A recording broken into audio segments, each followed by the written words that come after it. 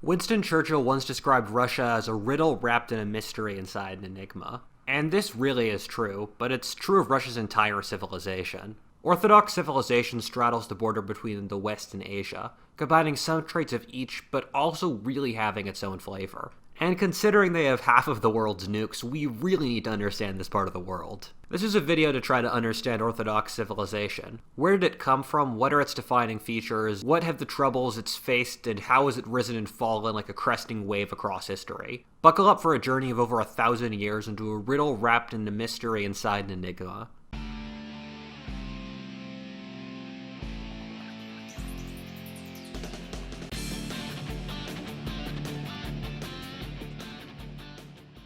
The great Orthodox nations are Byzantium and Russia, both of which are fascinating empires with long and bloody histories. One of the greatest leaders of the Russian Empire is Catherine the Great, and a strong historical figure who brought Russia from a European outcast to a major player in the European theater. Right now, Magellan TV has a fantastic series, Ekaterina, The Rise of Catherine the Great, which talks about her reign in depth. It's a beautiful period piece that's a dramatic retelling of her life, made in Russia, that shows the various politics, personalities, and struggles of that time. Follow how she rose from being a minor German princess to one of the greatest monarchs in Russian history. I was able to watch this show on Magellan TV. Magellan's a documentary streaming service made by filmmakers, the best selection of historical documentaries and movies out there.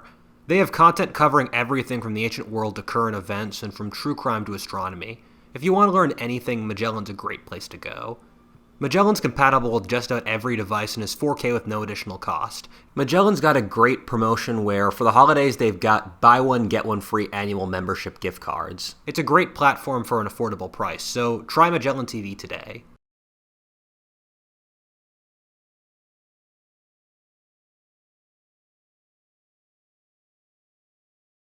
God, I feel like every civilization video I end up making has a segment explaining just why I think that civilization exists in the first place and what I think its borders are. But, I mean, I guess identity is how people justify their lives, so it makes sense civilizational boundaries would be controversial.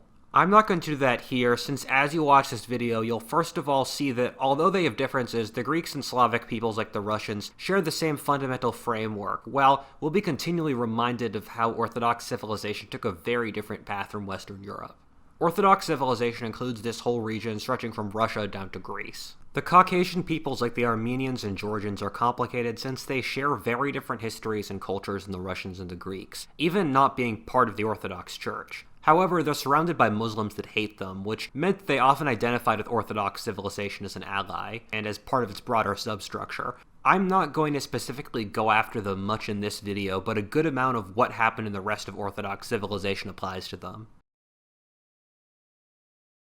The Roman Empire took a couple hundred years to fall apart and only fell in the West, while the Eastern Empire kept going for another 1,000 years. However, to be honest, even the Western Empire, by the time you get to the Empire's fall, Rome was already a very different civilization from the toga-wearing days of Hadrian and Caesar. Between barbarian invasions, plague, and civil wars, the population of the Roman Empire was a third lower at the end of the 3rd century than it was at the start. The credibility and honor of the governmental system was so degraded that there was a year with 12 emperors, who all rose to power due to coups d'etats. However, it was pulled together by a series of tough generals and soldiers from the barely civilized Balkan provinces. Men like Constantine and Diocletian who were able to bring order out of chaos and institute a series of reforms that moved the Roman Empire from the classical civilization of ancient Athens to the Orthodox of the Byzantine and later Russian empires. The first of these was moving the capital from Rome and Italy to Constantinople in modern Turkey. I guess it makes sense that as the ruling class came from the Balkans, that the capital too would move to the Balkans, and the greater amount of the wealth was in the eastern half of the empire anyways. However, this move to the east eventually resulted in the collapse of the western half of the empire, who was being subsidized by the wealthier eastern provinces. The Roman Empire was always divided between a Greek-speaking east and a Latin-speaking west. As the empire only survived in the east, it became a purely Greek-speaking empire. Over time, traditional Latin-Roman influence waned, and Greek became far more influential. The second big shift was that towards Christianity as the official religion. The Emperor Constantine made Christianity the official religion of the empire, which resulted in an extremely rapid Christianization. He was probably doing this to create a symbol to unify the multicultural and decadent empire, but from everything I've read, he also seems to have genuinely believed in the stuff. In general, the influence of the ancient Greeks was far lower on Byzantine civilization than you'd probably guess. They were a fundamentally Christian civilization that claimed a Roman imperial identity. If you look at their art, literature, and philosophy, it showed almost no ancient Greek influence, but were based upon Christian foundations. Alternatively, Greeks before the 19th century still identified as Romans. Although they shared little culturally with Caesar, these Greeks identified with the government and heroic tradition. It's sort of interesting to see how the former Greek heartland that developed that philosophy became sort of inured to it, and that the people who were doing interesting stuff with Aristotle and Plato in the Middle Ages were the Western world and the Muslims, while the Byzantines, who had literally the most ancient Greek texts of anyone in the world, were making arguments about how many angels you could fit onto a pin. I'm not joking. It's almost like they got tired of all the Greek arguments from having invented them. The third major shift was the growing power of the centralized government. As I talked about in my video on classical civilization, the High Roman Empire was largely family-run. The Roman government would send an official, normally from a respected and ancient family, to a province to manage it. He'd use his slaves as civil servants and put friends and family in positions of power. This model eventually became ridiculously corrupt and ate that civilization alive. It was replaced in Orthodox civilization by the centralized government and bureaucracy. The Balkan generals instituted a massive bureaucracy in government. They actually overdid it, which was a big reason the Roman Empire fell, and that they implemented really stifling socialist economic measures that crushed the economy and demography, and the population just wasn't big enough to support the government. Although Orthodox history has seen some eras in which landowners were very influential, the central thread has been the dominant social group has been the centralized government, and this came out of the Balkan generals' reforms of the 4th century. There are two key organizations that you need to understand to get Orthodox society: the Church and State, which unlike the West work together here rather than as oppositional forces. I think the best place to start is that in the Orthodox empires are some of the only empires I know of that have been consistently able to not be controlled by their dominant social class. What I mean by that is the Roman Empire was eaten by its army, the Islamic world by barbarians, and the Chinese by their bureaucrats. The Orthodox empires have also been pretty good at maintaining their population's loyalties as well, with very few separatists, and neither state went into long irreparable periods of decadence either. I think a big factor here is that Orthodox societies are stuck in the middle of the map. Literally, the center of all land masses of the planet Earth is in Turkey. Byzantium, the Balkans, the Caucasus, and Russia have been under attack from all sides for almost all their histories. They also never had the massive demographic advantages like India or China had. By the time you get to the High Middle Ages, the Orthodox world is jammed between two far larger civilizations, Western Europe and Islam. Across history, the big thing that brings states and peoples together is war. In fact, every major empire across history was formed by a multi-century trans-ethnic conflict that created the us versus them spirit that powers empires. With a few exceptions, Orthodox peoples knew that if they weren't loyal to their governments, they would spend centuries under a foreign heel. Orthodox governments have often had a large amount of influence over their economies and societies, with several experiments in socialism, the last of which being the Soviet Union. However, the normal equilibrium that's worked has been an alliance of the landowners and the monarchy, although the Byzantine Empire did go through a couple eras of relative meritocracy. Merchants did exist in the Orthodox world, and the government didn't often hate them like they did in Asia, but tried to work with them. Unlike the West, where merchants were pirates who were negotiated into the system, in the Orthodox world they were supposed to work with the state and be loyal and regulated, while at the same time the state was expected to let merchants merchant without interference. The merchant classes have never been able to gain dominance in Orthodox civilization. This meant that although the Byzantine Empire and Russia were often prosperous in some ways, they were often poorer than the neighboring Western and Islamic worlds. The Byzantine Empire's common stereotypical image as a bloated, inefficient state that only survives since people didn't get around to killing it is completely inaccurate. This is actually a derogatory stereotype that medieval Westerners had and couldn't be further from the truth. The Byzantine Empire did have its ups and downs, but generally was a well-oiled machine that held together its government, borders, and economy pretty well. The empire was able to revive and pull itself from the brink many, many times. It's easy to make these Orthodox states seem like government civilizations like China is, for example, in which the government was the main engine of society, in which, say, the main fortunes were made by government officials and young men would try to get into the government. That wasn't so much true in the Orthodox world, in which the main leadership of society was the local nobilities, church, and army. The Byzantine emperors were often the descendants of military dictators, and the population as a whole was far more loyal to the church than the government. This us versus them spirit created a different moral image of the world than in the West. The Western view of morality has traditionally been like a wide road in which leniency is allowed just as long as you don't drive into the ditch on either side of the road. In traditional Western Christian philosophy, extremism was discouraged with the search for the truth or driving down the road prioritized. However, Orthodox society has a more Manichaean or two-sided good versus evil view of the world. Things are either worldly and entirely evil or spiritually and entirely good. Orthodox theologians were less willing to experiment with non-Christian philosophy as well. The Orthodox monks were more extreme, starving themselves in harsh deserts. The idea of freedom per se never developed, with going against state power seeming to mean that you were for anarchy or for an invasion. The unity of church and state is extremely important to understand Orthodox society and is the main division between it and the West. In the late Roman Empire, the church was basically a puppet of the centralized government, with the church supporting the imperial government. What happened meanwhile in the collapsed shards of the Western Roman Empire was that the church lost political power but kept social and intellectual power, creating a conflict between church and state. This resulted in a uniquely Western split between secular and religious, alongside creating room for free thinking since the intellectual establishment wasn't able to fully form into a cohesive bloc to prevent free thinking. Meanwhile, in Orthodox civilization, the church and state formed a single bloc that told people what to think and totally controlled the cultural scene. The Orthodox and Catholic churches had generally the same ideological positions, similar to how the Shia and Sunni turned out. They started with merely political differences of which organization you happen to follow. This means you see a lot of common patterns, like how Christianity liberated women and made Europe, and especially the Byzantine Empire, the best place in civilized Eurasia to be a woman. Likewise, the Christians abolished slavery, which was the economic glue that held classical civilization together, to be gradually replaced by serfdom as the dominant economic driving force. However, the Muslim takeover of the Mediterranean split Western and Orthodox civilization apart, which meant they developed independently until they couldn't stand to look at each other. One of the shifts here is that the Catholic Church did a lot to destroy Europe's clan structure. Almost all societies in history, even very developed ones like the Middle East or China, are clan-driven. The Catholic Church broke up these clan structures by making cousin marriage illegal, and in the Byzantine Empire this was partially done.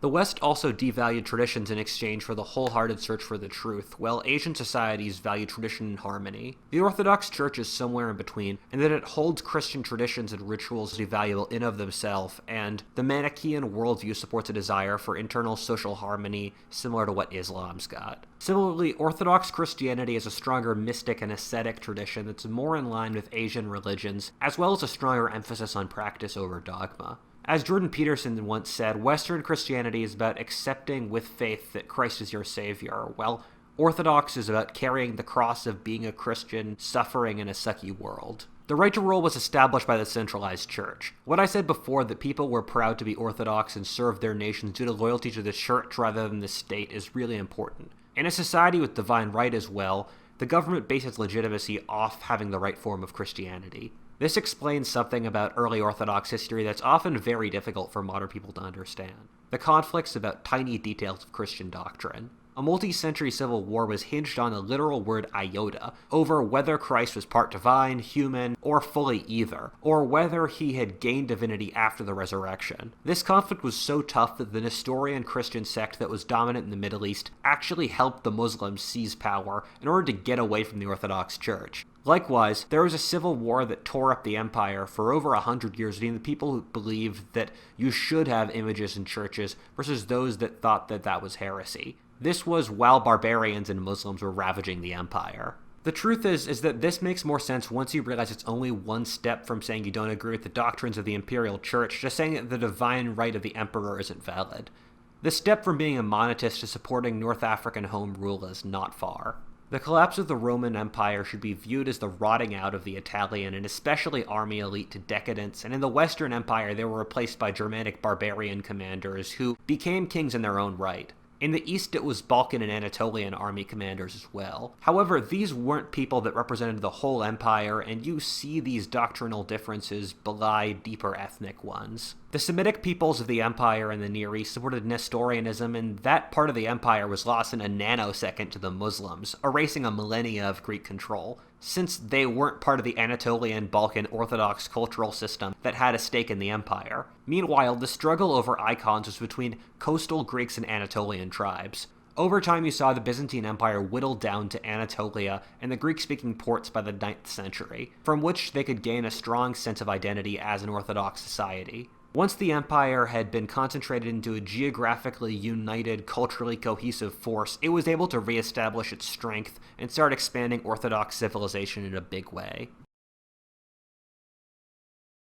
The most important event in Byzantine history probably wasn't what you think. It was when Attila the Hun genocided the population of the Balkans in the 5th century AD, burning all the cities and enslaving the population. The Balkans, inhabited by the ancestors of the modern Albanians, have been the fist of the Eastern Empire, providing its soldiers and leadership. If Attila hadn't wiped these guys out, they would have probably developed a nation with the strength or identity of France, Italy, or England. However, the depopulation of the Balkans resulted in the Byzantine Empire for the entire rest of its history operating at a deficit of soldiers against its opponents. Being stuck in the center of the map, surrounded by aggressive tribes, the Byzantines became masters of aggressive and offensive diplomacy, being used like a sword since they just didn't have the men to fight on all fronts at all times. The Byzantines held a remarkable trump card, the city of Constantinople with its basically mythical fortifications, which had been besieged 34 times. Whenever times looked dark for the empire, it could fall back to the walls of Constantinople, only to have its opponents pass by like water on a rock.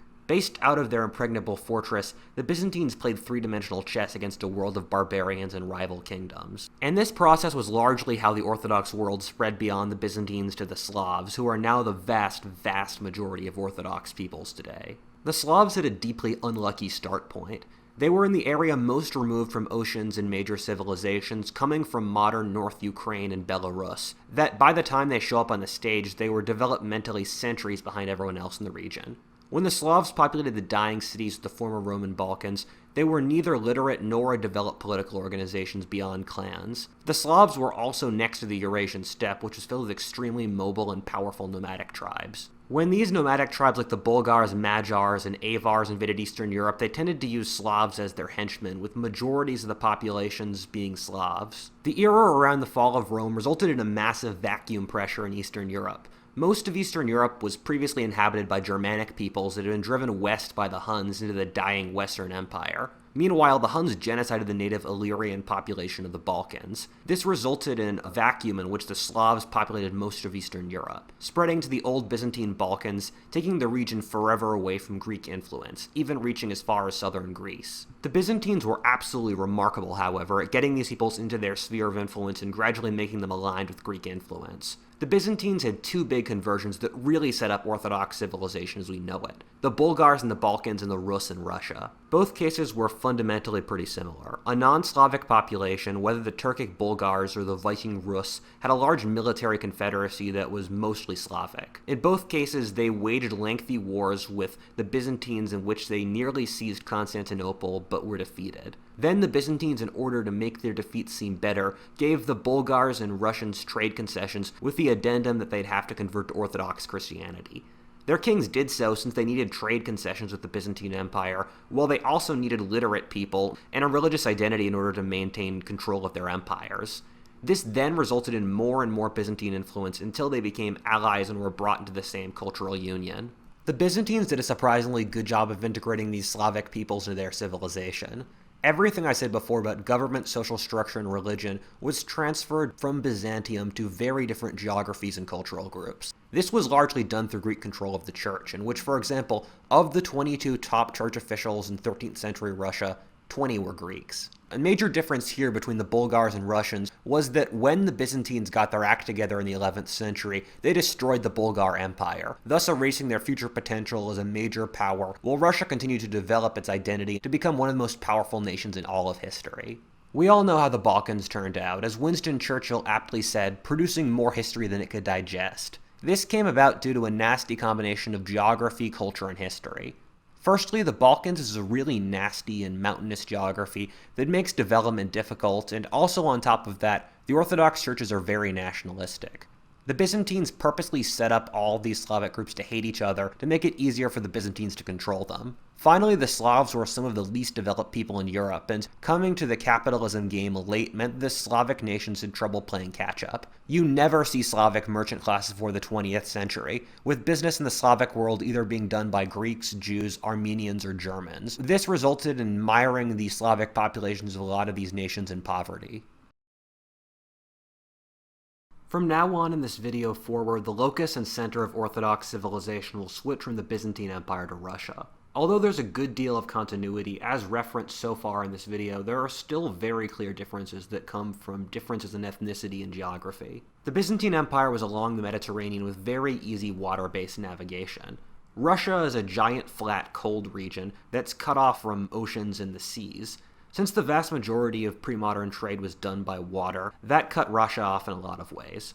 Another massive difference is that the old Byzantine Empire was based out of the cradle of civilization. Well, at the time the Roman Empire fell, the Slavic tribes in modern Russia hadn't even moved from part-time pastoralism to full-time farming. Russian history has permanently been that of a centralized government trying to drag a backwards peasantry into the modern world, almost like a nation trying to colonize itself. The Russian government took these Byzantine norms in order to have a bulwark against its own population. In general, Byzantine systems became far more crude once they were transferred to Russia.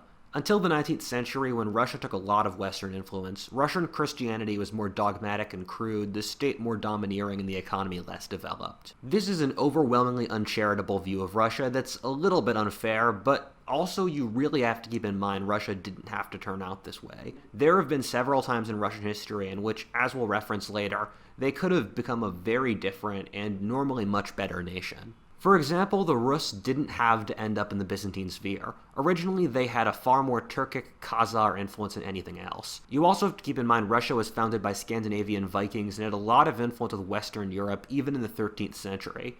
Most Russian cities in the Middle Ages had parliaments, developed property rights, and trade connections with Western Europe before the Mongols. Before the Mongols is the key word here. The Mongols are the big turning point in Russian history. The Mongols were bad everywhere, but Russia was probably the one that got hit the hardest. The Mongols butchered large parts of the population, instituted horrible taxes, and economically drained the region, effectively isolating it from the rest of Europe. Russian institutions and society immediately regressed. Russia was even controlled by the Mongols for a longer time than anywhere else, from the early 13th century until 1480. An interesting thing is you can match a map of authoritarianism today with the previous Mongol Empire, and it just fits. This is since authoritarian leadership is necessary for military command, and the Mongols and other nomadic tribes like them were so bad they made people willing to sacrifice freedom at any cost in order to be militarily safe. Russia did this with giving power to an authoritarian czarist government. Something that's generally pretty taboo to talk about in Russia, but is very palpable, is how much of the Russian government is based off the Mongol precedent.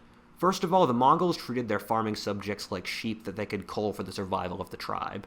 When you see the czarist Russian policies like keeping conscripts in the army for 25 years with basically no pay, alongside putting the vast majority of the population into brutal serfdom where they couldn't even leave their villages, you can really see the connection. It's almost like an abused child repeating the behaviors of an abusive parent on itself. This makes even more sense when you consider that the Mongols intermarried with the Russian ruling class a tremendous amount, and the Russians often used Mongol institutions for their state structure and military.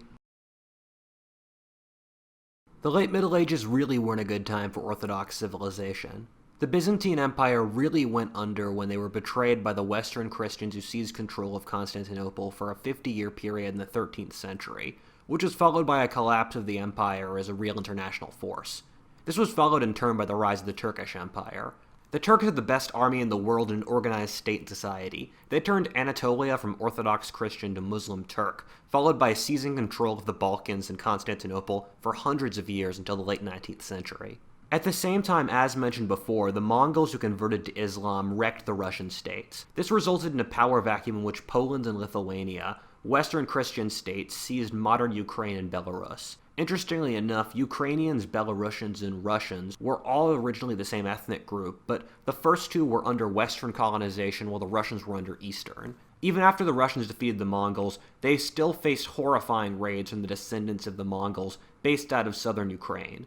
Hundreds of thousands of Russians were sold in the slave markets of the Middle East, and massive amounts of Russian gold went into paying for ransoms. In the late 15th century, there wasn't a single independent Orthodox state in Europe. The Turkish Empire in its early stages wasn't that dangerous for Orthodox society. They were quite respectful of local religious rights and culture. In fact, a lot of the Balkans supported Turkish domination, since they taxed the lower population less than the local nobility. Over the centuries, however, Turkish control resulted in neutering the local ruling class, since the Turks removed the local leadership class and replaced them with Turks. alongside Jews and Greeks for the merchant class. Likewise, being part of the stagnant Ottoman Empire meant that the Orthodox Balkans missed out on the innovations that were occurring in the rest of Europe, like the scientific revolution, Renaissance, and Enlightenment. While Muslim domination severely weakened the Balkans, it made the Russians stronger. The centuries under the Mongol yoke and with a horrifying opponent to unite them made the Russians an extremely loyal and tough people. Rebellion and disloyalty was unimaginable among the leadership class, which meant that the Russians were able to continually wear down their opponents with their large size. The invention of gunpowder gave the farming peoples a big edge over the nomadic ones, and we see this in Russia with the gradual defeat of the nomadic peoples to Russia's south and east. The massive humiliations and atrocities that the Russians faced at the hands of nomadic peoples, like the Tatars and Mongols, meant they were paranoid and wanted to expand their borders as much as possible, and with their massive birth rate, continued expansion was possible. Ethnic Slavs poured into Siberia, Ukraine, and southern Russia, turning them majority white. The colonization of Siberia was less significant to Orthodox civilization than you'd probably think. Siberia only has a quarter of Russia's population. Until the late 19th century, it was only pretty distantly connected to the rest of Russia. Meanwhile, the colonization of Ukraine was far more significant, almost creating a new Russian homeland. At the same time, traditionally herder peoples in places like Moldova and Romania switched to agriculture. As Russia grew, its main advantage was its sheer size in both population and geography. However, its main disadvantage was its technological backwardness inside Europe. Starting in the 18th century, Russia tried to remedy this through effectively colonizing itself with Western influence. This came through many forms, including moving the capital from inland Moscow to Baltic coastal St. Petersburg, to having a lot of foreign investment, with most of the capital in Russia at the time of the revolution and for centuries beforehand being foreign. Much of the Russian nobility spoke French at home, while much of the government and military were staffed by Germans. Most merchanting was done by Germans, Jews, and Armenians. Russia thus became a bifurcated society between a highly westernized, upper-educated class, which produced such geniuses as Tolstoy and Pushkin, while most of the population were medieval peasants. What occurred at the Russian Revolution was that the exploitation of the peasantry that had allowed this Western elite backfired, thus resulting in the formation of an empire that was the antithesis of the West they had spent centuries trying to imitate. A society that was anti-capitalist, authoritarian, envy-driven, and blocky. Something to make clear is that this is the Russia that eventually developed, but it's not at all clear that this is the Russia that had to happen. For example, at the start of the 19th century, after Russia had eaten Poland and Lithuania, a nation with a very democratic constitution, Russia nearly copied Poland's institutions. Before the Mongols conquered it, Russia seems to have been following a path far more similar to Western Europe. Similarly, Russia was on the road to becoming a democratic capitalist state in 1917, and if Russia had maintained its rapid late 19th century industrialization under capitalism, it would have certainly been a much more populous and wealthy nation today. I mean, Russia has some of the richest mineral resources in the world, as well as some of the most fertile soil, navigable rivers, and is geographically pretty united.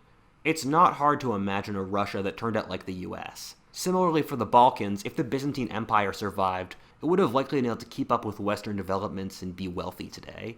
In a lot of ways, communism's to blame for Russia's failures. I know, big surprise Wittefaltis saying that, but Russia's trajectory in 1900 was very good, with extremely rapid industrialization, agricultural growth, and demographic explosion. With communism, growth continued, but it was entirely due to greater inputs, with efficiency lagging. Likewise, Russia went from a country with 7 women per children at World War I to a 50-year period in the 1970s of one with a stagnant birth rate. This is the country with the most fertile soil in the world, which was importing grain to feed its population in the 1960s from the US. If we look at communism's record everywhere else in the world, it just holds up. The main difference between Russia and other communist societies is that Russia was communist for much longer. China was just under Maoism for a single generation, so there was still memory of the money economy. Russia is the only country where there was no living memory of capitalism when communism fell. This might be a depressing ending, but the Orthodox world is in a disappointing state right now. Russia has a smaller economy than Canada, a country who it has 5 times the population of. The Orthodox world has the fastest collapsing populations of anywhere, with a lot of Balkan countries projected to lose a third of their population in the next generation. The Orthodox world is not politically or culturally attractive. Its intelligent youth class generally try to migrate out as fast as possible. It's telling that there are more Russian rubles in banks outside of Russia than in the entire Russian economy. Even inside the Orthodox world, there's little faith in Orthodox culture. Orthodox society never built up the non-government institutions to make the switch from communism to capitalism easy. A lot of times, the economy just became dominated by oligarchs who bought out public industries and then lived off their rent money in protected economies. When you compare the GDPs between Western countries like Poland and Hungary and Orthodox ones like Ukraine and Romania, the difference is pretty stark. The sad thing is that none of this is predestined. Orthodox civilization has produced so many brilliant individuals and geniuses, whether in science, politics, literature, the arts, etc. If their governments were better, these societies would likely have flourished. Their future looks grim now, but the Orthodox peoples have surprised us time and time again by their ability to pull themselves up from the jaws of death, so I challenge them to do it again. What a faultist, and thanks for watching. If you enjoyed that video, please like, comment, subscribe, or stay tuned for additional content. Alternatively, check out my Patreon where I've got the first 200 pages of my cultural history of America and the first 400 of my history of the world. Alternatively, check out my Instagram and Twitter and the links in the description. As always, thanks so much for watching and have a great day.